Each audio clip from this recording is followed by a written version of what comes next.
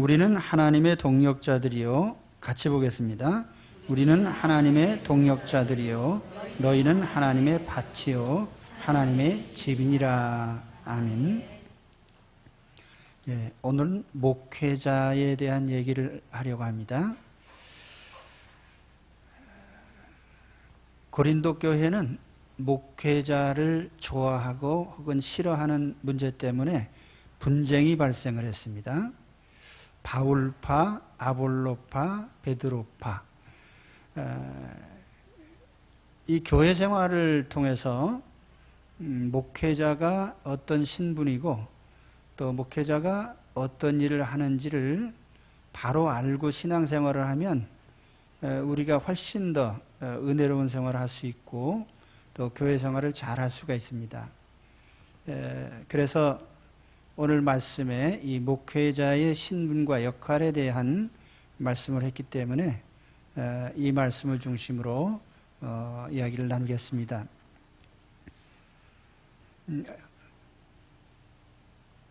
교회가 목회자를 부르는 칭호가 다양합니다. 로만 캐톨릭이나 성공회 또 정교회 계통회는 이제 신부라는 말을 쓰죠. 그리고 또 대부분의 개혁교회들은 목사라는 칭호를 사용을 합니다. 감리교에서는 감독이라는 말을 사용을 하죠. 이 칭호가 각기 다를 뿐 아니라 그 지위도 또 교파에 따라서 상당히 다릅니다. 예를 들면 캐톨릭 교회에서 교황 그러면은 우리 그리스도의 대리자 정도의 상당한 권한을 인정을 하죠. 또 반면에 극단적인 교파에서는 교회 정치 자체를 부인하는 교파도 있어요. 무교회주의. 그래서 교회의 성직 자체를 부정하는 이런 사람들도 있습니다. 그러나 분명히 성경에 보면은 예수님께서 베드로 사도에게 내 양을 치라 하는 분명한 명령을 하셨어요. 그래서 베드로전서에 보면 베드로 사도는 자기 자신을 목자라고 얘기하고 또 예수님을 목자장이라 이렇게 칭호를 합니다. 그리고 바울도 역시 교회 안에서 목사, 사도, 선지자 이런 분명한 직책에 대해서 얘기를 하고 있습니다. 그렇기 때문에 우리가 교회 안에 그 목회자라는 신분은 하나님이 세우신 명백한 위치에 있죠. 자, 오늘 말씀에는 목회자의 신분을 두 가지 칭호로 얘기를 하고 있습니다. 5절의 말씀에 보면 사역자라는 말을 쓰고 있습니다. 사역자. 또 8절 9절에 가서 보면은 동역자, 하나님의 동역자라는 말도 씁니다. 이게 사역자라고 하는 칭호는 디아코노스라고 하는데 우리 신약 성경에 흔히 집사라고 번역되는 단어입니다. 무슨 일을 시켜서 수행하는 사람이에요. 그러니까 여기 사역자라고 하는 칭호는 일종의 부리는 사람이다 그런 뜻이에요. 그래서 어떤 영문 성경에는 단순히 그냥 서번트라고 이렇게 번역을 합니다. 종이라는 말로 번역하기도 하죠. 일을 시켜서 하는 자. 따라서 일을 시켜서 하는 것이기 때문에 자기 스스로 어떤 사역을 결정하는 건 아니에요. 시키는 대로 하는 사람이죠. 그러나 중요한 것은 사람의 종은 아니에요. 하나님의 종이죠. 사람을 기쁘시게 하기 위해서 일하는 거 아니고요. 자기를 고용한 하나님을 기쁘시게 하기 위해서 일하는 자입니다. 그래서 사도 바울은 말씀하기를 내가 이제 사람들에게 좋게 하랴 하나님께 좋게 하랴 사람들에게 기쁨을 구하랴 내가 지금까지 사람의 기쁨을 구하는 것이었다면 그리스도의 종이 아니니라. 그래서 자신이 분명히 그리스도의 종이고 사람을 좋게 하기 위해서 일하는 사람은 아니라 이렇게 얘기를 합니다. 또 한 가지 오늘 칭호가 하나님의 동역자죠. 동역자. 헬라어로 하면은 이 순 에르고스. 순이라고 하는 접두사는 이제 함께라는 뜻입니다. 영어 단어에 보면 그 sy나 sym, syn 이제 그런 접두사가 붙으면 이제 함께라는 의미가 있어요. 그래서 이게 에르고스라는 말이 일한다는 뜻이기 때문에 순에르고스 그러면 함께 일하는 자라는 뜻이에요. 그런데 요 단어를 해석할 적에 두 가지 해석이 있습니다. 하나는 함께 일하는데, 그럼 여기 동역자라는 말이 바울과 아볼로를 가리키는 말인가? 아니면 바울과 아볼로와 하나님까지 포함한 말인가? 여기 두 가지 해석이 있어요. 예를 들어서 바울과 아볼로에게만 적용하면 단순히 그냥 하나님의 일을 하는 자라는 뜻이에요. 하나님의 일을 하는 자. 그리고 하나님까지 포함하면 하나님과 함께 일하는 자가 됩니다. 근데 중요한 것은 이 동역자라는 이 호칭이 동업자는 아니라는 거예요. 우리가 좀 잘못 쓸 때가 있어요. 이 단어의 의미를. 하나님과 동역을 한다고 해서 한 가지 동자를 썼다고 해가지고 하나님과 같은 신분이냐? 그건 아니죠. 분명히 하나님은 고용하신 분이고 우리는 사역을 하는 사람이기 때문에 하나님과 동업을 한다고 볼 수 없어요. 그러니까 다른 말로 하면 잘난 척하지 말란 얘기죠. 하나님과 동등하게 동업하는 자는 아니에요. 하나님이 시키신 일을 감당하는 하나님의 일을 하는 자죠. 그래서 이 동역자라는 말을 오늘날 교회 안에서도 막 씁니다. 뭐 아무나 그냥 동역하는데 사실은 동역이라는 말은 그렇게 막 쓰는 말이 아니에요. 위계 질서가 있어야 되죠. 선배도 있고 후배도 있고 스승도 있고 제자도 있고 한데 우리는 같이 하나님 일하는 사람이니까 다 똑같습니다. 이렇게 얘기를 하면 상당히 이것은 잘못된 인식이다 말이죠.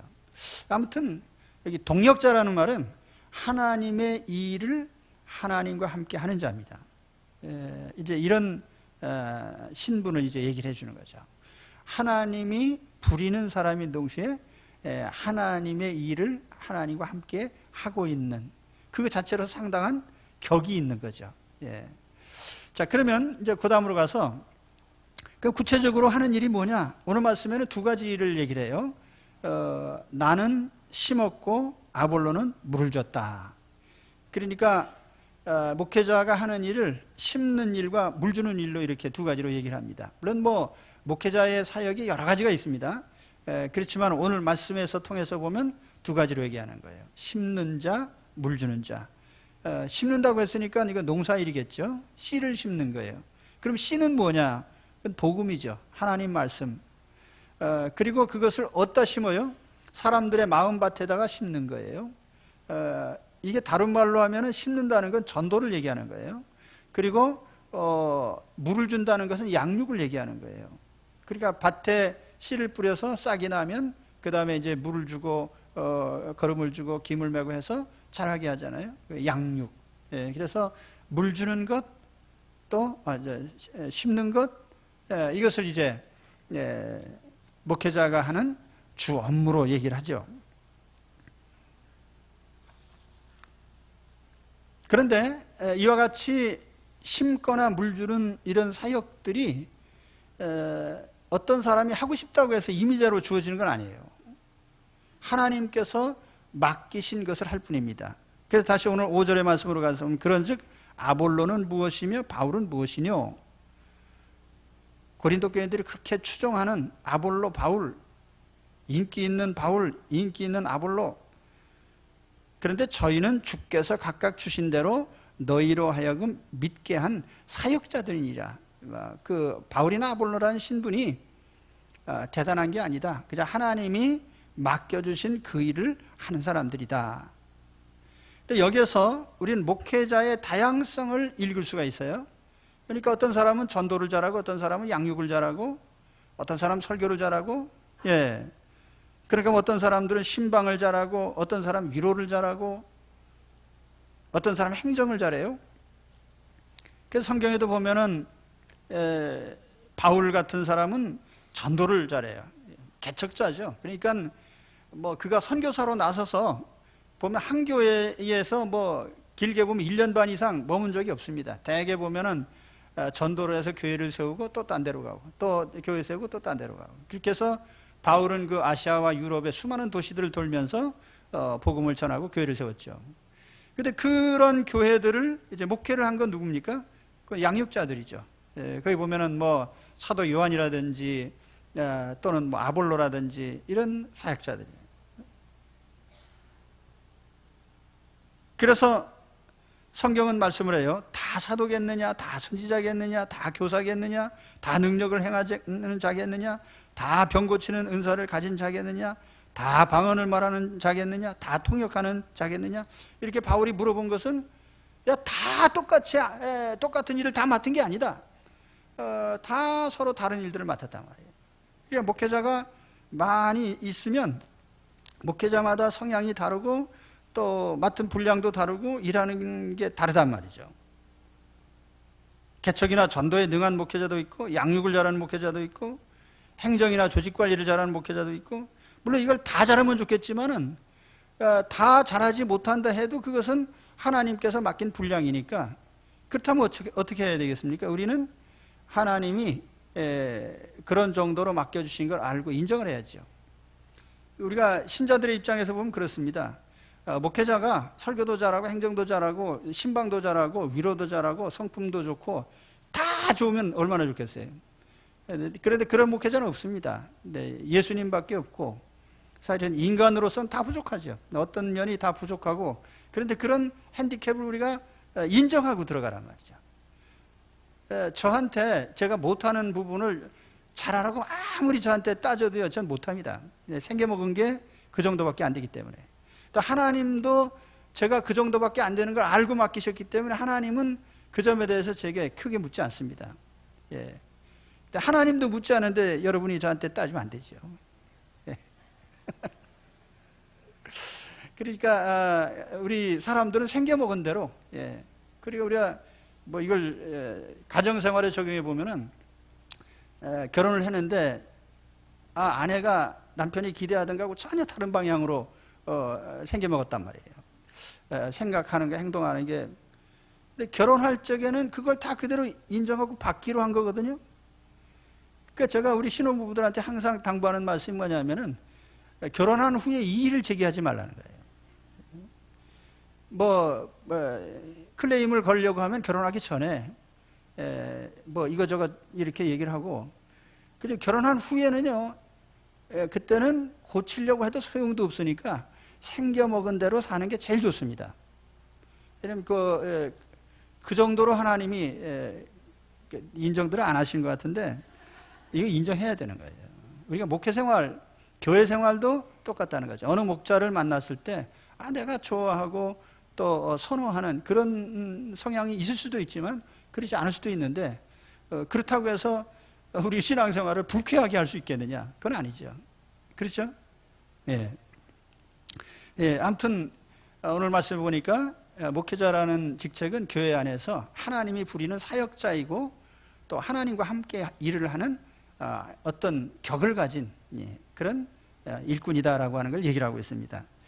자, 그런데 이 목회자의 직무가 심고 물 주는 건데, 이 심고 물 주는 것만 하고 또 목회자의 성향이 다 각기 다르다고 하면, 그럼 신자들의 신앙은 들쭉날쭉이 돼야 되는 것 아닌가? 예를 들면 설교를 잘하는 목사님 밑에서는 양육이 잘 되고, 또 설교를 잘 못하는 목사님 밑에서는 양육이 안 되는가? 결론부터 말씀드린다면 그렇지 않습니다. 엉성한 목회자 밑에서도 양육이 잘 될 수도 있어요.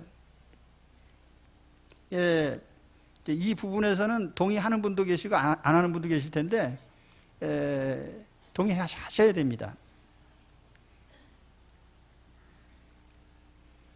왜 그러냐 하면은 오늘 말씀에 보니까 심는 이와 물 주는 이는 아무것도 아니라 그랬어요.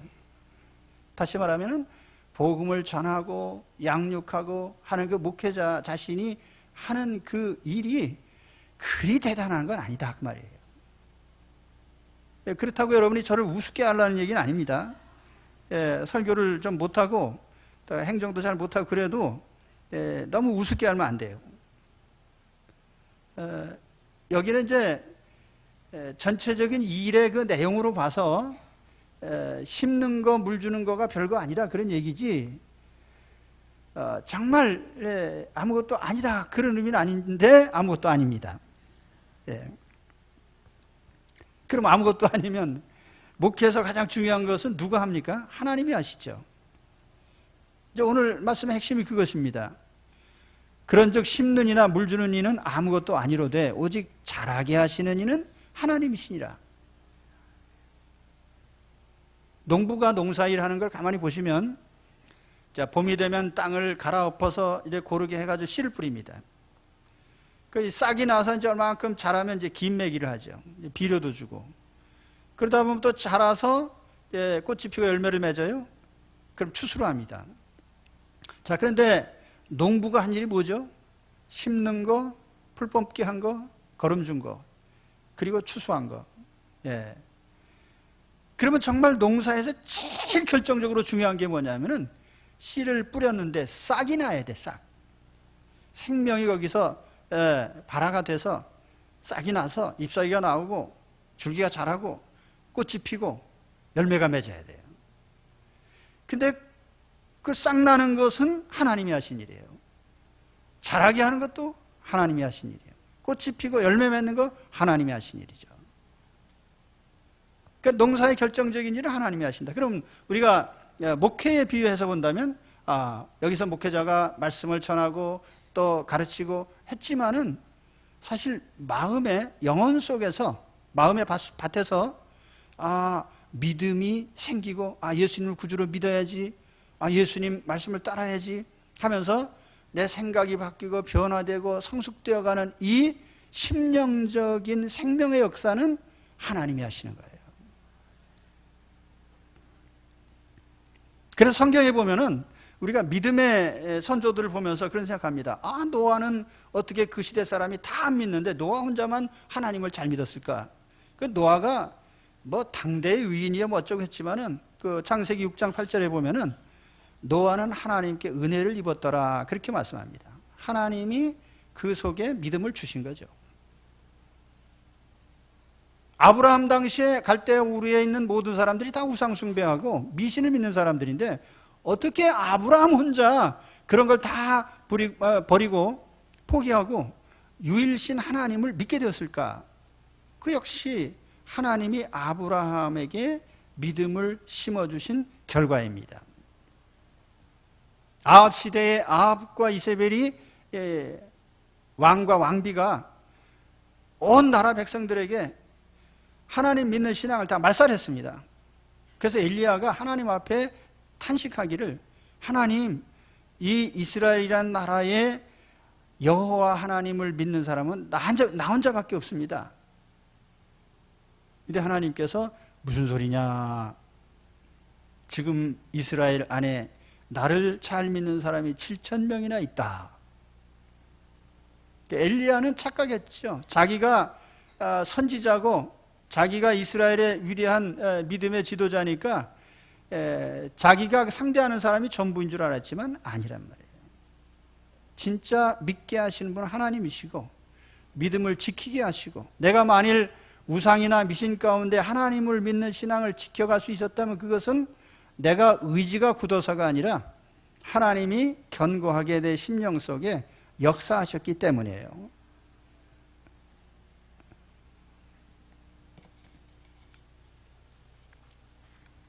저는 지금도 제가 예수 믿게 된 과정을 가끔 돌이켜봅니다. 제가 고등학교 1학년 때 처음 교회를 나가는데 교회 다니고 몇 달 돼가지고 중고등부 학생들이 작년부 예배에 성가대석에 앉게 됐어요. 전혀 내 스케줄이 없는 건데 중고등부 학생들 우르르 가자 그러더니 저쪽 성가대석으로 가서 앉는 거예요. 그래서 내가 생전 처음 성가대가 됐습니다. 근데 그때 내 신앙은 정말 신앙이 세상 말로 개뿔도 없을 때 성가대석에 앉아가지고, 요즘 같으면은 성가대석에 아무나 못 앉죠. 예? 믿음이 신실한 사람이 앉아야 되는데 그 중고등부 다 가서 앉으라 하니까 앉았는데, 그때 부른 찬송이 뭐냐면은 주로랑모 하는 올라가 하는 그 찬송이에요. 올라가. 근데 그날이 아마 헌신 예배 시간이었던 것 같아요. 그래서 어떤 맹인 목사님이 오셔서 설교를 하신다 그래요. 그래서 목사님이 앉아 계신데 저는 성가대석에 앉아가지고 무슨 궁리를 했냐면 저기 오신 목사님이 진짜 맹인인가, 눈을 떴는데 감았다고 하는 사람인가, 막 이따위 생각을 하고 앉아 있었죠. 그러고 나서 이제 일어나서 찬양을 부르는데 이제 올라가 열심히 했어요. 그때 이제 다른 건 별로 기억이 안 나는데 올라가 한 찬송만 기억나요. 그때 그 당시에는 어디로 올라가는 건지 뭐 왜 올라가는 건지 전혀 그때 몰랐어요. 그냥 올라가니까 나도 네. 근데 이제 이 말씀을 해드리냐면은 제가 그 다음에 대학교 3학년 올라갈 때 이제 다시 교회에 끌려 나왔는데, 근데 성가대석에 앉고 나서 이제 중고등부 때 성가대석에 처음 앉고 나서 몇 달 있다 그만뒀거든요, 교회를. 이제 그 대학교 때 다시 이제 나갔는데 그때는 이웃집에 사신 집사님께서 열심히 저를 인도해 주셔서 교회를 갔습니다. 이제 그때 앉아서 또 듣기 시작하는데 그때는 좀 이상한 게 그 전에는 교회에 앉아서 딱 들으면은 참 의심만 가고 거부하고 그랬는데 그게 거부가 안 되는 거예요. 그래서 예수님이 내 죄를 대신하셔서 십자가에서 죽으셨대. 참 그런가 보다. 근데 그게 얼마나 고마운 일인가. 세상에 자기 죄도 지는 사람이 하나도 없는데 남의 죄를 대신해, 그것도 내 죄까지 그냥 대신해 주셨다고 하니까 얼마나 고마운 일이에요. 이게 고맙죠? 고맙지 않습니까? 그래서 저는 거기서부터 마음이 열렸어요. 예수란 분이 나를 위해서 십자가에서 죽으셨다네. 이게 얼마나 고마운 일인가. 그 다음에 이제 다른 얘기들은 사실 안 믿어졌어요. 뭐 홍해가 갈라졌다느니 뭐 예수님이 5,000명을 뭐 먹이셨다 하는 이런 이야기들이 그거 참 드라마틱한 신화네. 뭐 이런 신화라고 생각했죠. 근데 얼마쯤 지나고 나서부터 이제 조금씩 생각이 바뀌었는데, 얼마간 지난 다음에 제가 뭐 한 1년, 2년 남짓 지나면서 언제부터인지는 모르겠는데 성경의 이야기를 100% 다 믿게 됐어요.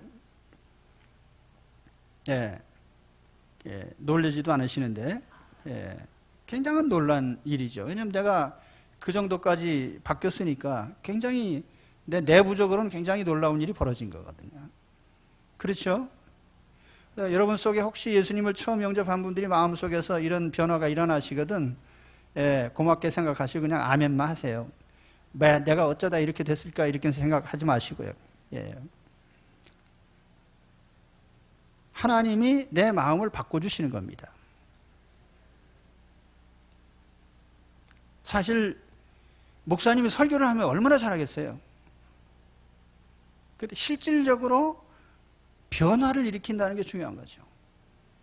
전 지금까지 셰익스피어의 뭐 4대 비극, 희극을 읽다가 감동받아서 뭐 변화된 사람 내 들어본 적이 없어요. 그러나 하나님의 말씀은 듣는 가운데 변화가 됩니다.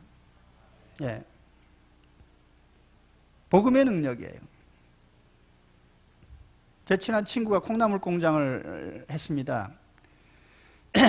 사업을 오래 하다가 하도 힘들어가지고 이제 넘겨줬는데, 이 콩나물이요, 시루에다가 콩을 앉혀놓고 거기다가 새까만 보재기 덮고 빛이 들어가면 안 되니까 덮어놓고 거기다 물을 줍니다.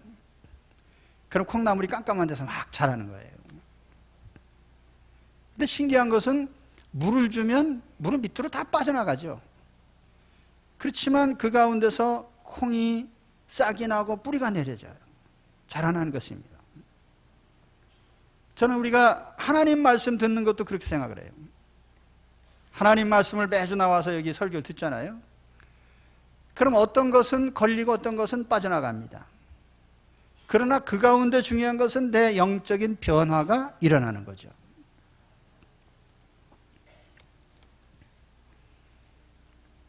전에도 제가 말씀드린 바 있지만은 어떤 교회 처음 나오신 할머니가 설교 끝났는데 싱글벙글 하면서 오늘 말씀이 참 재밌고 좋았다고 그래서 아유 그래요? 난 또 내가 설교를 잘한 줄 알고 그랬더니 그 참 쌀 장사 얘기 재밌었다고. 그래서 제가 혼자 생각하기를 나중에는 내가 그런 얘기는 안 해야 되겠다. 왜냐면 하나님 말씀은 기억 안 하고 쌀 장사 얘기만 기억하니까요. 근데 왜 그분이 그것을 좋아하셨냐면은 자기가 쌀 장사를 하셨거든요. 그러니까 그 얘기가 싹 들어온 거죠. 그래서 저는 30분 설교하는 동안에 시종일관 다 아주 집중해서 들으라는 생각은 별로 안 합니다. 5분 들어도 좋고 10분 들어도 좋은데 아무튼 그 듣는 말씀이 내 마음에 걸려서 영적인 역사가 일어나면 그것이 내 인격을 변화시키니까 그것이 하나님 말씀의 역사예요. 그렇기 때문에 오늘 말씀에서 중요한 것은 목회자가 설교를 잘하든지 못하든지 크게 신경 쓰시지 말라는 거예요. 또 혹 어떤 분은 행정을 잘할 수도 있고 못할 수도 있고 어떤 분은 신방을 잘할 수도 있고 못할 수도 있고 다 잘하면 얼마나 좋겠습니까? 근데 어떤 부분이 시원찮아도 크게 문제될 건 없다. 생각해 보세요.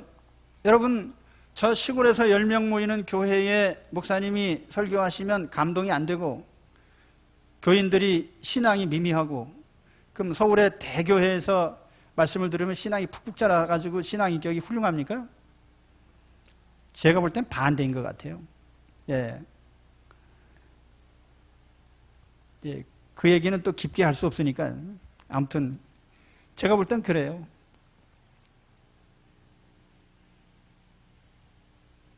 그러므로 믿음은 들음에서 나며 들음은 그리스도의 말씀으로 말미암느니라. 여기에 핵심적인 것은 말씀이죠. 전하는 자가 아니에요. 여러분 농사 지을 때 중요한 건 씨앗 아니에요. 누가 심느냐가 그렇게 중요한 건 아니란 말이에요.